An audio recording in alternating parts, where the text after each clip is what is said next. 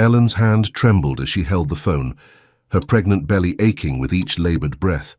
The rain hammered against the windows of her small house, but nothing compared to the storm raging inside her chest. She had called him, her husband, the father of her unborn child, begging for help in her most desperate hour. But it wasn't Marco who answered. "He's busy," the woman's voice had purred through the phone, dripping with poisonous sweetness. "Busy with me." The line went dead, leaving Ellen staring at the silent device in her shaking hands. Her heart pounded so violently she feared it might harm the baby. The world spun around her as the crushing realization hit.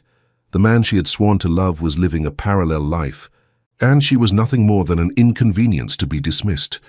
Pregnant, alone, abandoned on the worst night of her life, Ellen felt something break inside her chest. Not just her heart, but her very faith in the man she thought she knew. As another wave of pain coursed through her fragile body, she wondered if this was how love died, not with anger, but with the devastating silence of a disconnected call. Hey there, welcome to Mafia and Romance. If this story is already pulling at your heartstrings, drop a comment telling us where you're watching from and hit that subscribe button. Your support means the world to us and helps us bring you more emotional stories like this one. The marble table reflected the phone's glow as it vibrated insistently, displaying a name that made the mistress's lips curve into a cold smile. Ellen, wife. She didn't hesitate. Her manicured fingers swiped to answer before Marco could even hear the ringtone from the bathroom, where he was taking his evening shower. The penthouse was silent, except for the sound of running water and the distant hum of Chicago traffic 40 floors below. Ellen's voice came through weak, trembling, barely audible above her labored breathing. "Please. I need to speak with him. It's urgent. I'm pregnant and—" The mistress smiled with cold amusement, a shadow of entertainment passing through her eyes as she observed the steam curling from beneath the bathroom door. Marco, the most feared man in Chicago, was completely unaware of this moment that would shatter everything. She had been his escape for months, the woman who asked no questions, made no demands, offered only pleasure without the weight of responsibility that came with being a husband and soon-to-be father. "He's busy," she said with poisonous sweetness, examining her reflection in the floor-to-ceiling windows that overlooked the glittering city. "Busy with me." And she hung up. Ellen stared at the phone in her hand, her heart beating so hard it seemed to hurt the baby. The world around her spun. The small house she had worked so hard to make a home was dark, silent, and the pain rising through her belly wasn't just physical, it was the pain of realizing that the man to whom she had sworn love was living a parallel life. Pregnant, alone, abandoned on the worst night of her life. The contractions had started an hour ago, not labor, but the kind of stress-induced cramping that made her doctor's warnings echo in her mind.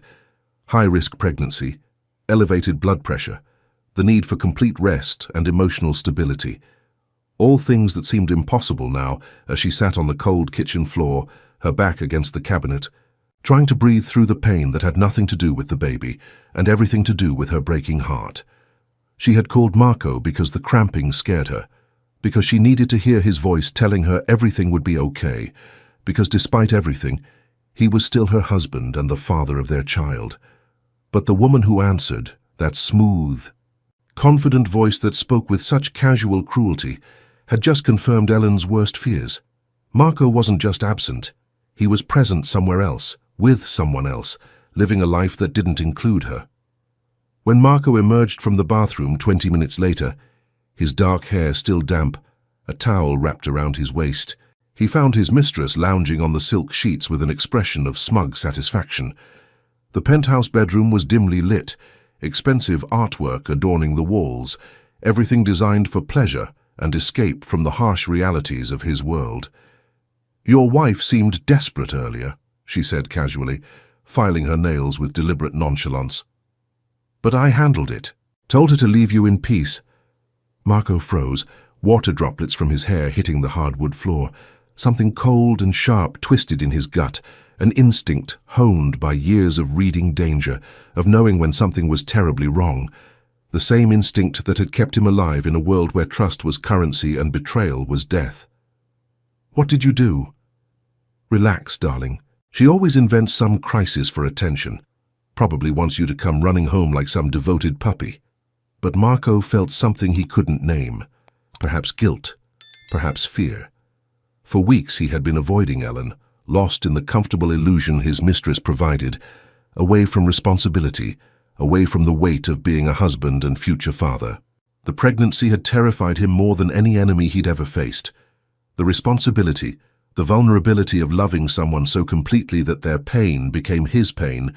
It was easier to run to arms that demanded nothing, expected nothing, gave nothing but temporary pleasure. But something about that phone call pierced through his self-imposed fog. Something was wrong, very wrong. He grabbed his phone from the nightstand, his fingers trembling slightly as he dialed Ellen's number. Voicemail. The sound of her voice on the recording, bright, hopeful, recorded months ago when things were different, made his chest tighten. He tried again. Nothing. His chest began to tighten with a panic he hadn't felt since childhood, since the day his father was gunned down in the street, and he learned that the people you love most are also the ones who can hurt you most, by leaving. "Where does she live?" he asked, his voice taking on the deep, authoritative tone that made grown men step back and reconsider their choices. The mistress laughed, a sound like breaking glass. "You're not going out now, are you? We have plans. Remember? That little restaurant you promised to take me to?" Marco was already reaching for his clothes, his movements sharp and decisive. The expensive suit jacket, the Italian leather shoes, the watch that cost more than most people's cars. All of it felt meaningless now. Ellen was in trouble, and he had been here, playing house with a woman who cared so little for his wife's well-being that she would hang up on a pregnant woman's cry for help. "Marco, you can't be serious," the mistress said, sitting up in bed, her voice losing its casual confidence. "She's manipulating you. This is exactly what she wants, to drag you back into that boring domestic life when you could have so much more." But Marco left without looking back, without a word, the door slamming behind him with a finality that echoed through the penthouse like a gunshot. The rain fell like blades, and he drove through the Chicago streets as if the world were collapsing. His black Lamborghini cut through traffic with the same precision he used in business, swift, decisive, dangerous. But this time, the danger was to his own heart. Too late for regrets. Too late to realize he had played with the love of a woman who only wanted to build a family with him. The drive from his penthouse to Ellen's neighborhood was a journey between two worlds. From the gleaming towers of downtown, where power was measured in square footage and the view from your window, to the modest residential streets, where Ellen had insisted on staying despite his wealth. She had wanted their child to grow up somewhere normal, somewhere real, not in the ivory tower of his criminal empire. Now, as he navigated the familiar streets, Marco realized how long it had been since he'd come home. How many nights Ellen had waited for him. How many dinners had grown cold. How many times she had fallen asleep alone while he was out building an empire that meant nothing if he lost the only person who mattered. When he arrived, he found the front door slightly ajar, not broken, but unlocked, as if Ellen had been too weak or too distressed to properly secure it. The sight sent ice through his veins. Ellen was meticulous about security, especially since the pregnancy. She would never leave the door open unless something was seriously wrong. He pushed it open carefully, his hand instinctively moving to the gun concealed beneath his jacket, but the house was silent except for the sound of quiet, labored breathing coming from the kitchen. Ellen was sitting on the floor, her back against the cabinet, hugging her swollen belly, her face pale and streaked with tears. She was wearing the soft cotton nightgown he had bought her months ago, back when he still came home, back when he still held her while she fell asleep. Her dark hair was disheveled, and there were dark circles under her eyes that spoke of sleepless nights and constant worry. Upon seeing him, her eyes filled with fresh tears, not of relief, but of rage and heartbreak so profound it hit him like a physical blow. "Get out now." Marco felt the words like bullets to his chest. He had faced down rival families, had stared death in the face more times than he could count, but nothing had ever hurt like the look of betrayal in his wife's eyes. "Ellen, what happened? Let me help you." "You?" she laughed, but the sound came out broken, hollow. "I called you. I begged you. I was scared, Marco, the baby, the cramping. I thought something was wrong, and I needed you. And your mistress told me you were busy with her." The words hung in the air between them like a death sentence. Marco closed his eyes, the weight of his own guilt crushing his shoulders. He could see it now, Ellen, alone and frightened, reaching out to the one person who was supposed to protect her, only to have her pain dismissed by the woman who had been destroying their marriage one stolen night at a time. "I didn't know." "Ellen, please, don't." Her voice was stronger now, fueled by a rage that seemed to give her strength. "Don't you dare stand there and pretend you didn't know what you were doing. You chose her. You chose to be with her instead of here with me, with your child. And when I needed you most, when I was scared and alone and in pain, she made sure I knew exactly where I stood in your priorities." Marco knelt down, trying to get closer to her, but Ellen held up a trembling hand to stop him. "Don't touch me, don't come near me. I don't want you here." He breathed deeply, every instinct screaming at him to gather her in his arms, to force her to listen, to make her understand. But the fragility he saw in her, the way she held herself so carefully, the exhaustion etched in every line of her face, stopped him cold. And he obeyed. But he didn't go far. As Ellen struggled to her feet, using the cabinet for support, Marco retreated to the living room, then to the front porch, and finally to his car parked across the street. But he didn't leave, he couldn't leave. He stayed outside the house all night, sitting in his car under the rain, watching the windows for any sign that she might need help. The rain soaked through his expensive suit when he got out to pace, but he didn't care. This was his penance, watching over the woman he had failed, knowing she was suffering because of his choices. Through the thin curtains, he could see Ellen moving slowly through the house, one hand always supporting her lower back, the other protectively cradling her swollen belly. Every movement seemed to cause her discomfort, and Marco realized with growing horror how much stress he had added to an already delicate pregnancy. The fragility of Ellen's condition became painfully clear as the hours passed. At 7 months pregnant, she should have been glowing with health, excited about their coming child. Instead, she looked exhausted, worn down by months of emotional neglect and the stress of carrying a baby while her marriage fell apart. Marco pulled out his phone and called his personal doctor, a man who owed him more favors than he could count. "I need you to check on my wife," he said quietly, his eyes never leaving Ellen's house. Discreetly. "She's pregnant, high risk, and she's been under a lot of stress. Marco, it's 3 a.m. I don't care what time it is, she might need medical attention and she won't accept help from me. Find a way." As dawn approached, he saw Ellen's sister Maria arrive, her face etched with worry as she hurried up the front steps.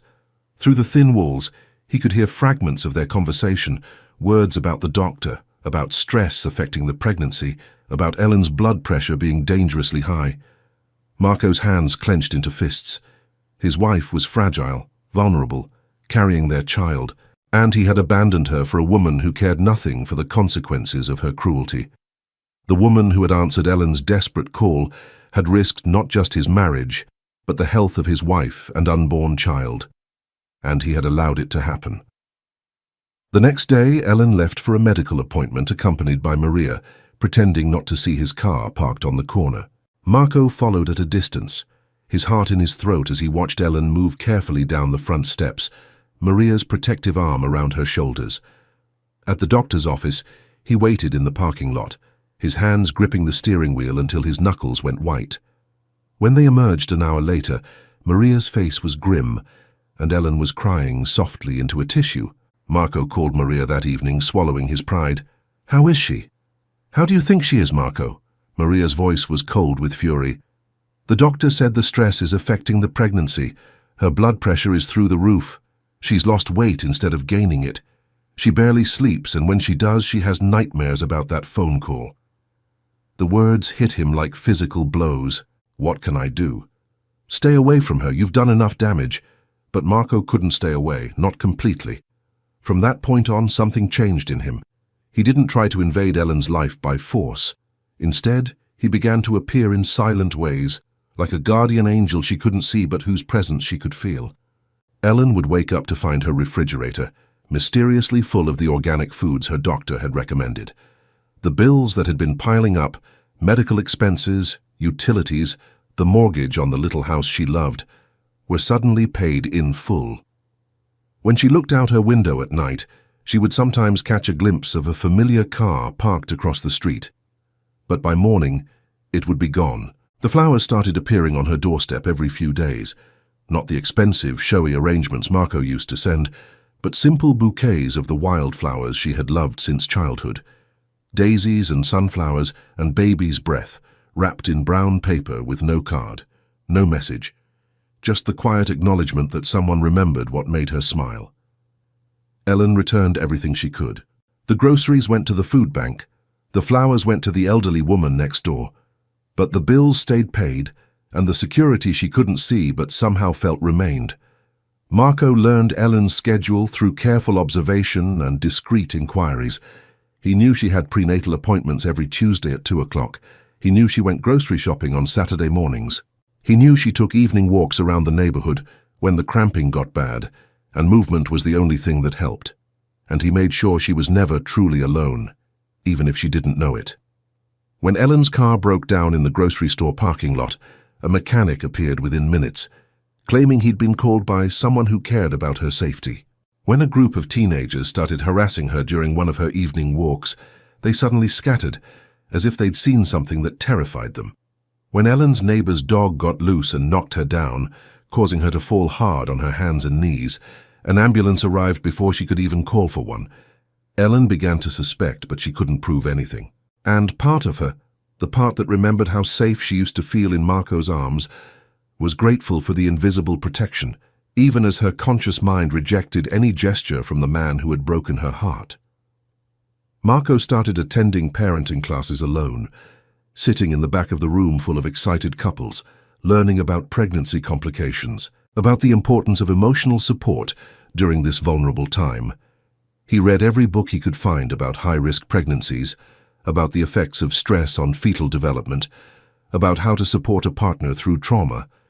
He realized how little he had understood about what Ellen was going through, the physical changes that made every day a challenge, the hormonal fluctuations that amplified every emotion, the fear of becoming a mother while feeling abandoned by the father of her child. The knowledge of her fragility haunted him. Ellen was carrying their child while dealing with the emotional trauma he had inflicted.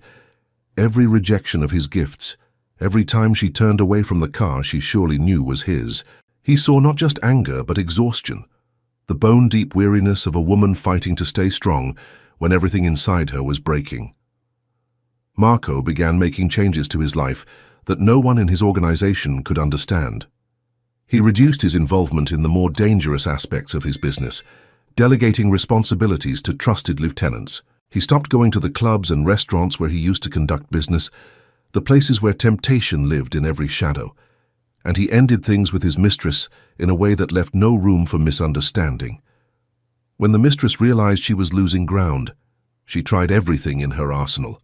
First came the manipulation, tearful phone calls about how much she needed him, how empty her life was without him.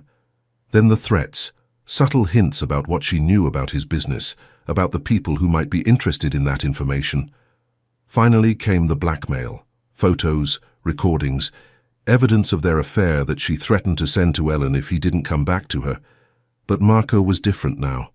The man who had once been swayed by beauty and seduction, who had been willing to risk everything for a few hours of escape, was gone. In his place was someone harder, more focused, driven by a purpose that had nothing to do with power or pleasure and everything to do with redemption. "You risked the life of my child's mother," he said when she cornered him outside his office building, his voice carrying the kind of firmness that left no room for doubt. "You hung up on a pregnant woman who was scared and in pain. You could have caused her to lose our baby." She was being dramatic, Marco. "You know how these wives get when they want attention." "She was having stress-induced contractions because of what you did. The doctor said another episode like that could trigger premature labor. You nearly killed my child." The mistress's face went pale as she realized the magnitude of what she had done, the line she had crossed. In Marco's world, threatening family was an unforgivable sin, and she had threatened the most precious thing he had. "We're finished," he continued, his voice deadly quiet. "If you contact me again, if you go anywhere near Ellen, if you even think about interfering in my family's life, you'll discover why people fear me. And trust me, you don't want that education." The mistress left without another word, finally understanding that she had lost not just Marco's attention, but any chance of survival in his world if she pushed further.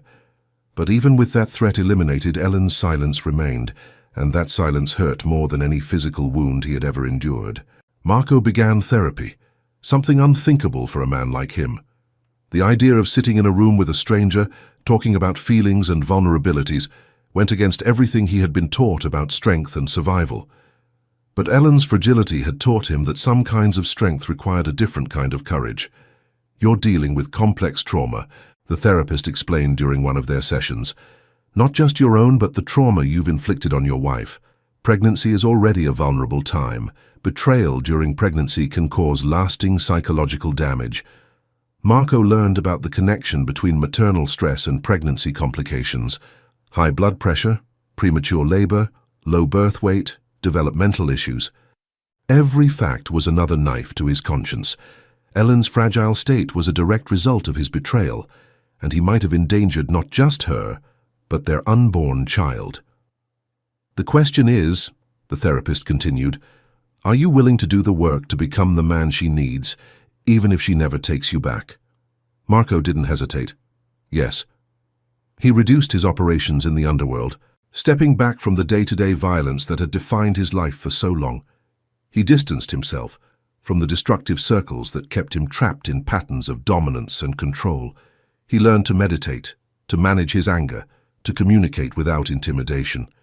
He asked for forgiveness not in person, which would have caused Ellen more stress, but through Maria, through letters that Ellen never read, but that helped him process his own guilt and shame. And even so, Ellen didn't give in. Months passed. The baby grew, and Marco grew too, becoming a man she almost didn't recognize when she caught glimpses of him from her window, calmer, more present, more truthful. He learned to respect her boundaries, to show love through distance when closeness caused pain. He arranged for the best prenatal care without demanding credit, ensured her safety without demanding acknowledgement. When Ellen's old car finally died completely, a newer, safer model appeared in her driveway with registration papers in her name and no indication of who had provided it.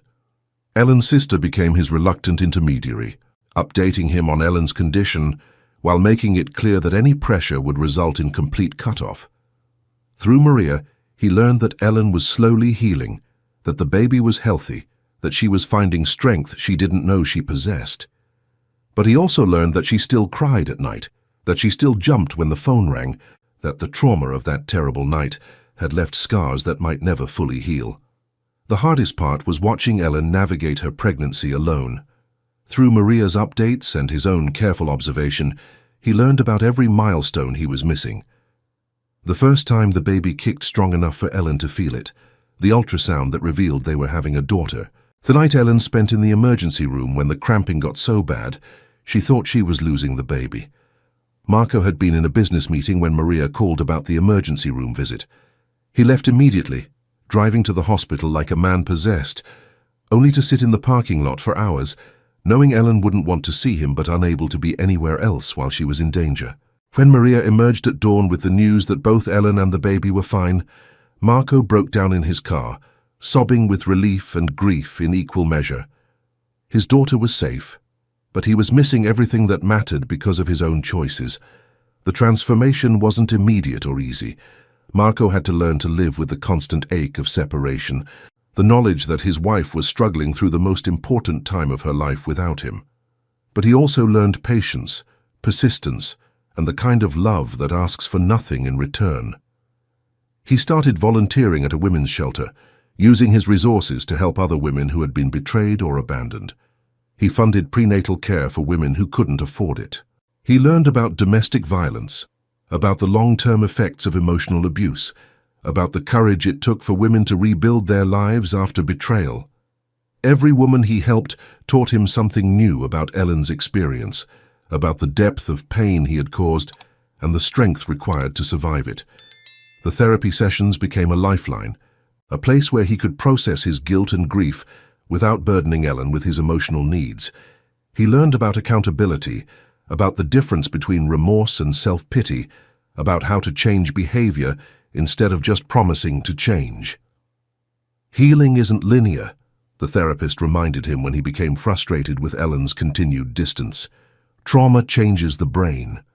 Trust, once broken, doesn't just magically repair itself because the person who broke it feels sorry.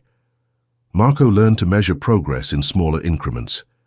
The day Ellen didn't immediately return the flowers he left on her doorstep. The evening she didn't close the curtains when she saw his car across the street. The moment Maria mentioned that Ellen had asked how he was doing, even though she claimed not to care. As Ellen's due date approached, Marco's anxiety reached new heights. He had arranged for the best medical team in Chicago to be on standby, had ensured that Ellen would have access to any care she needed, but he couldn't guarantee that he would be allowed to be there for the most important moment of both their lives. Until, on a quiet evening in late autumn, Ellen knocked on his door. Marco opened it to find his wife standing on his doorstep, her pregnancy now in its final weeks, her belly round and full with their daughter. She looked tired but determined, wearing the soft blue dress he had bought her months ago, her hair pulled back in the simple style he had always loved. I'm tired of hating you, she said with cutting sincerity, her voice stronger than he had heard it in months. But I still don't trust you. I know, he replied, his heart exploding with contained hope, while his voice remained carefully steady.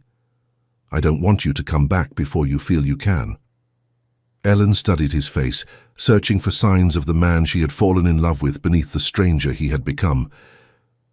I want you to be at the birth, she whispered with hesitation, not because we're back together, but because you're the father.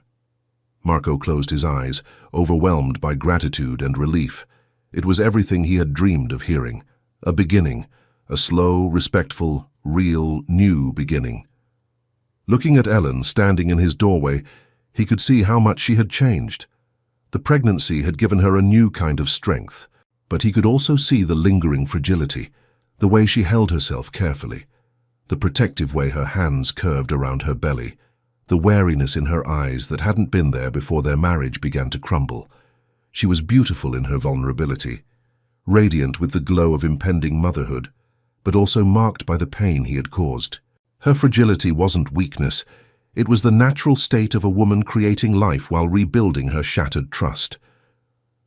I've been going to therapy too, she said quietly, her hand resting on her belly as the baby shifted inside her.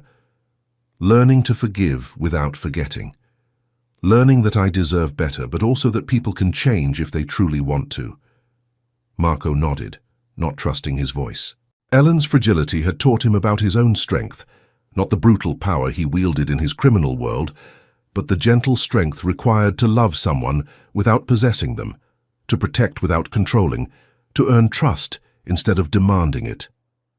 The baby kicks when it's quiet, Ellen continued, a small smile touching her lips for the first time in months. Strong kicks, I think. I think she wants to know her father, but slowly, carefully. However long it takes, Marco promised, his voice thick with emotion, however careful you need me to be. Ellen looked at him for a long moment, seeing the changes that months of therapy and self-reflection had wrought. The man standing before her was calmer, more grounded, more present than the one who had left her alone on that terrible night. I'm scared, she admitted, her vulnerability a gift she wasn't sure she was ready to give, but couldn't hold back any longer. Scared of trusting you again. Scared of what happens if you hurt me again when I'm even more vulnerable than I am now. I'm scared too, Marco said honestly. Scared that I've damaged something that can't be repaired. Scared that I'll never be worthy of the forgiveness you're offering. But I'm more scared of not trying. Of our daughter growing up without knowing that her parents fought for each other. In that moment, standing on the threshold between their broken past and uncertain future, they both understood that love wasn't possession. It was daily conquest, and they were both willing to conquer every inch of the distance between them, even if it took a lifetime. Ellen's fragility had become his teacher, showing him that true strength lay not in taking what he wanted, but in earning what he needed most. And Ellen had learned that her own fragility didn't make her weak, it made her human. And being human meant being brave enough to hope again. Sometime later, as Ellen held their newborn daughter in the hospital room, Marco sat beside the bed with tears streaming down his face. The birth had been difficult, Ellen's body still bearing the stress of those dark months, but she had been magnificent in her strength, bringing their daughter into the world with a courage that left him in awe.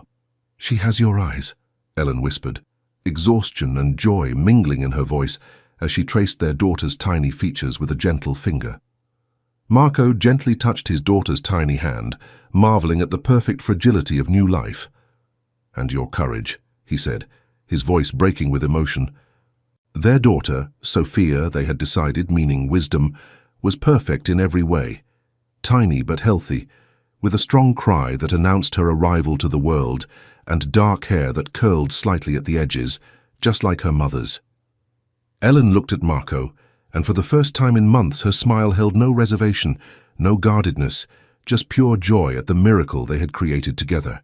"We're going to take this slowly," she said, her voice soft but firm. "Day by day, but I want to try." "Day by day," Marco agreed, understanding that Ellen's fragility had led them both to something stronger than what they'd had before, a love built on respect, earned through patience and strengthened by the knowledge that the most precious things in life were also the most delicate.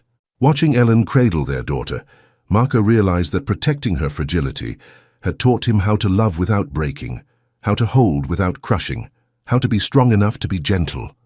Their daughter would grow up knowing a father who understood that true power lay in tenderness, and a mother whose fragility had revealed an unbreakable core of steel.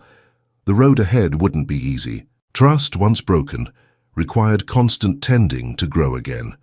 But as Sophia opened her eyes for the first time and seemed to look directly at both her parents, Marco and Ellen knew they had something worth fighting for, not just their love for each other, but their love for the tiny life that had brought them back together.